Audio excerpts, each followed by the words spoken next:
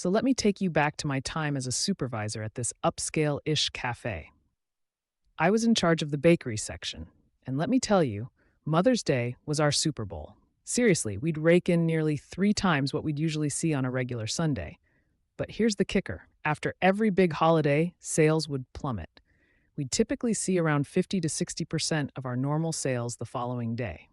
So, I'd always order about 2/3 of my normal stock for that Monday. Seemed logical, right? But then we had an absentee owner. She owned 5 locations, 4 in the city and ours. Well, it was 2 hours away in a smaller town. She'd pop in once a month, and honestly, most of the staff, including myself, weren't exactly her biggest fans. Only our assistant manager had any fondness for her. Even the cafe manager couldn't stand her. Now, here's where it gets interesting. The day after Mother's Day, the owner decided to show up. She saw that my bakery case was a little low and asked why.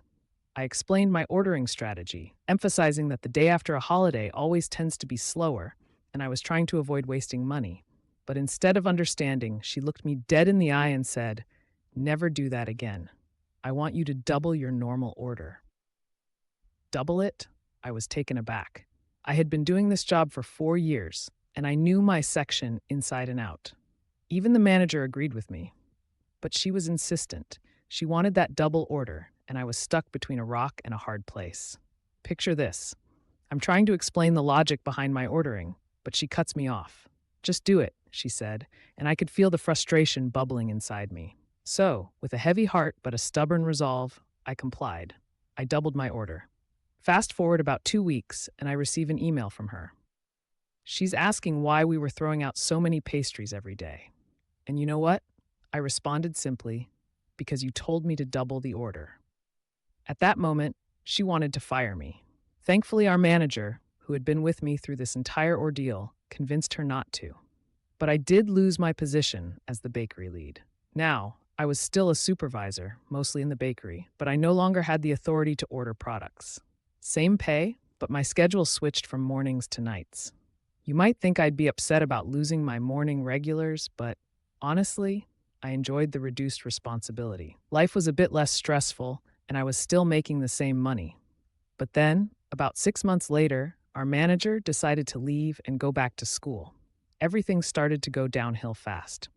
The staff, myself included, had no loyalty to the owner, only to the manager who had always supported us. Everyone started looking for new jobs, myself included. I hated job hunting, but I knew it was time to move on. I landed a supervisor position at a nearby restaurant, and let me tell you, I never looked back. I later heard from some of my old coworkers that the cafe struggled without me and the manager. They were losing sales for over a year before things started to pick up again. So, what did I learn from this experience? Sometimes you have to stand your ground, even if it means facing the wrath of an out-of-touch boss. And here's a question for you. Have you ever had to deal with a difficult boss? What did you do? Let me know in the comments below.